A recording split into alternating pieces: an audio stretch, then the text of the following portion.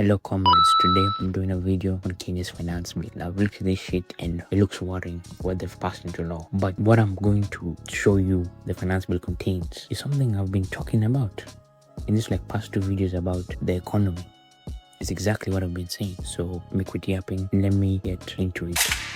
The Finance Bill 2026 was released on 30th April 2026. These are the proposals at this stage and will only become effective once passed into act, which is expected on or before 30th June 2026. The highlights of the key proposed changes include introduction of tax amnesty for liabilities relating to periods up to 31st December 2025, with the amnesty expiring on 31st December 2026. Introduction of withholding tax on interchange fees, merchant service fees, and payment to card companies, following the recent ruling by the Supreme Court that such fees are not subject to withholding tax. Change in the due date for filing income tax return for both individuals and companies from 6 months after the end of the year of income to 4 months after the end of year income. Nil returns will be due by the end of the first month and after the end of the year of income. Introduction of income tax on importation of second-hand clothing and similar items at an effective implied rate of 1.5 of the customs value. Increase in the tax rate for monthly rental income from 7.5% to 10%. Reversal of the calculation of timelines for objections and appeals from working days to calendar days. Introduction of commissioners' power to recover input VAT claimed in respect of unsold supplies upon change of rate. Proposed charge of VAT on digital and platform-based financial services. Proposed increase in VAT free threshold for accompanied baggage for returning passengers. Exemption of non-residents from the requirement to obtain a PIN when opening an account with an investment bank. This income tax on importation of second-hand clothing will affect small businesses a lot, and the rent increase tax is gonna hit us working people very hard. And I've also seen increase in digital services and platform-based financial services, M-Pesa, crypto exchanges, betting companies. This is gonna be bad for us. This is very bad. It's hitting mostly working class individuals. It's not touching any of the ruling class. Why they're not increasing taxes on portfolios? People are investing in portfolios and they're not increasing taxes on them. And the rental income tax, it's only affecting everyone rather than people who own multiple houses, like what they're doing in New York. But this government is fucking useless. The Finance Bill 2026, taxing the poor through the system. For 3 years in a row, this government has returned to the same well. In 2024, they came for your bread. In 2025, they came for your data. In 2026, they are coming through the system quietly, technically, with provisions buried in legislative language that most Kenyans will never read. The Finance Bill 2026 proposes a 16% value-added tax on the fees and commissions charged by mobile money platforms, M-Pesa and Airtel Money. 16% VAT on the platform that 90% of Kenyans use every single day. The Central Bank of Kenya has documented mobile money fees as high as 7% of transfer value, and the same CBK launched a public campaign to cap those fees. The Ruto Finance Bill drives them back up. The grandmother in Wajir, waiting to receive 1,000 shillings from her grandson working in Mombasa, will pay more for that transfer. The mama mboga in Gikomba, paying a supplier through M-Pesa, and remember, even the mitumba is taxed. The mama mboga in Gikomba, paying a supplier through M-Pesa, will pay more. The boda rider sending money home to his mother in Nyamira will pay more.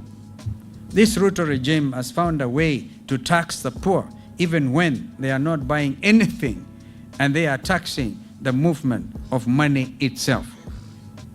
And the bill proposes a 25% excise duty on mobile phones at network activation. 25%. 25% on a phone that is no longer a luxury. A phone is an office. A phone is also a bank. It's actually a classroom. the only infrastructure that millions of Kenyans actually possess. Kenya's households could face a higher living cost and shrinking disposable income if the Finance Bill 2026 is passed in its current form, even as the National Treasury maintains that the proposed law introduces no new taxes. Instead, the bill seeks to widen the tax net by expanding taxable income streams, tightening compliance timelines, and introducing new definitions that could increase the cost of financial and digital transactions. Businesses and consumers are likely to feel the impact indirectly through higher transaction costs, increased compliance burdens, and possible price adjustments by the businesses. One of the most far-reaching proposals is the expansion of the definition of royalty to include digital payment infrastructure and card-based transaction systems. The move could significantly affect banks, fintech firms, and payment service providers, with costs that may eventually be transferred to consumers through higher transaction charges. For ordinary Kenyans already grappling with expensive mobile money, bank, and card transaction fees, the changes could further erode household purchasing power. The bill also introduces taxation measures targeting gambling winners and scrap metal transactions. The Section 7 provided the proposed law, which amends the Income Tax Act by adding the sale of scrap metal and winnings among taxable income streams. At the time when many unemployed youths increasingly rely on betting and the informal scrap metal trade for survival, the proposal is expected to pull more low-income earners into the tax bracket. I've not even spoken about the tax they want to introduce on juice/soft drinks. Like, what the fuck taxes juice and soft drinks? The government is desperate for money from the population. Like, what the fuck are they doing? And they said, for people earning below 20k, the government said, no more taxes. We've saved you money. They expect you to jump in celebration. When you're saving money from not being taxed, you're gonna spend it on rent, you're gonna spend it on M-Pesa, you're gonna spend it on other things. This money the government said they're gonna save for you, you're going to spend it other ways. They've not even saved anything for the rich working class person. They've not. They've come here on camera and they've said, oh, it's gonna be good for you guys, but this is a lie. This is what the government does. They want us to eat these high acquisition costs in our rent, our transactions, like those people who gamble, like for those people who use M-Pesa. Everyone in the country uses M-Pesa. You're gonna eat higher acquisition. Where is the money saved for people earning less than 20k? People celebrating it as something good. Rising fuel costs, gonna eat that money. Prepare for tough times. Everything is gonna go higher. Price, rent, transactions, transportation costs. Not only the things they're introducing in this bill, it's the things they're not doing outside of this bill. Electricity is gonna go higher, manufacturing is gonna go higher, transportation costs are gonna go higher, things in the supermarket are gonna go higher. Business costs are going to be very high.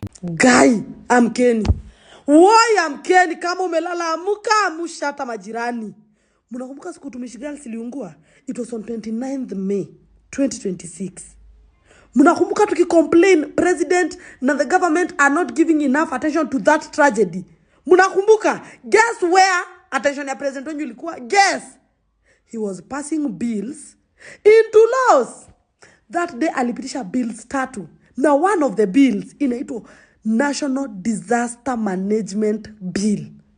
Guess hiyo bill inasema nini? Guess. Mungu tusaidie, wale achana na Watanzania kwanza ruka huku kwetu. Gai, mwadha ni Jehova. Cheni niwasomee. Nataka munisikize na musikize vizuri. Tuanze. In the event of a national disaster, for example, Ebola, the president may declare a national state of disaster by notice in the Gazette. The declaration of a national state of disaster shall contain a concise statement of the reasons for declaration and the duration of the declaration.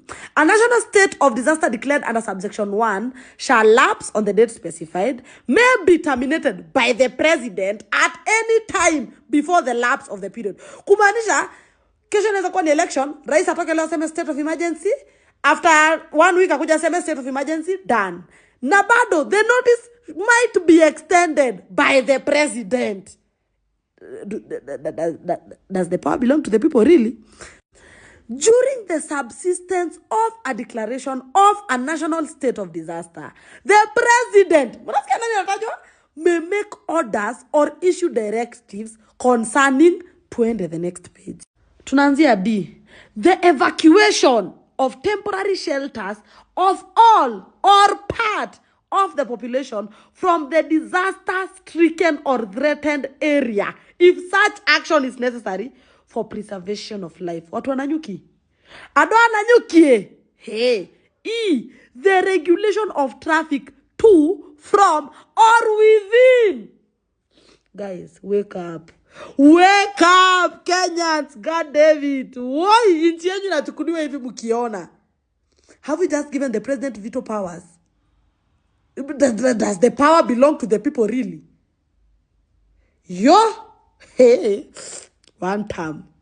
All day, every day. And this is why I said the president is the problem. You want to mkituambia, if Ruto goes and you still elect, the president is the biggest part of the problem. You cannot tell me nothing. The tax timeline they want to reduce from 6 months to 4 months will hurt small businesses a lot because they're increasing penalties and compliance costs. So it's going to be tough for everyone, be it working class or even the business owners, the people who think they've made it, but they're just, the petty bourgeois. They don't really have shit. But what are my takeaways? My takeaways are governments in Africa do this because they know us, the people, will push back because they view us as weak, docile, and stupid. I think we're not educated enough to see these little important details. Look, as I said before, the government works for the rich ruling elite. They slash taxes, big companies, raising taxes on small companies. With economics 101, they're really trying to sell us the trickle-down economics bullshit. Go to America where this type of tax started in. See how the economy was for the 1980s, which is pre-Reagan. Look at the economy to the 1980s. Post-Reagan, the economy has become way worse. Our stupid government is doing this to us, and whatever they're doing will work. They're saying this is good for business, which it is. I won't argue about that. But most Kenyans, large-scale business owners, no,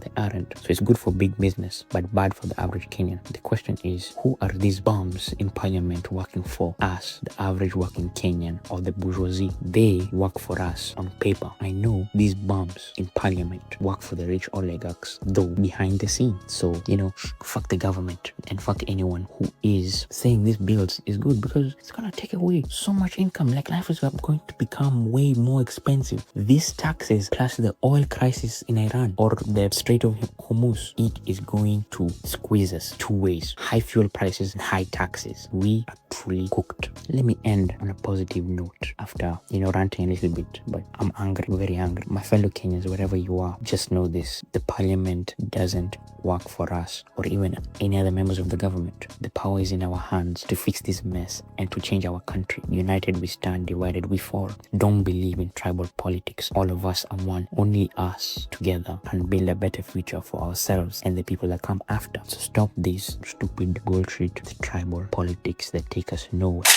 and serve only in the ruling classes